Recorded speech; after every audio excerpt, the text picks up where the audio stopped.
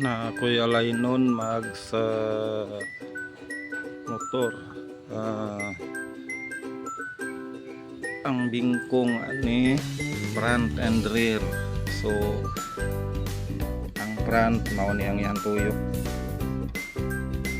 na siya bingkong. So diri na sayang rear mao po ni ang iyang bingkong. Rear mag bingkong. So atras abante ang alay ng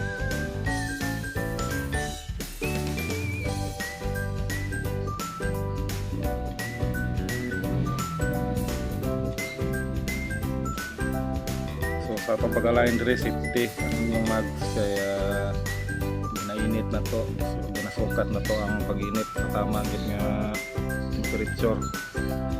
So stock mags o dili stock mags ay lahi siya sukat. Okay, thanks. So okay na ang yang tuyok, lingin, wala na siya bingkong. Diri na side woods na siya. So dito sa pikas okay na po. So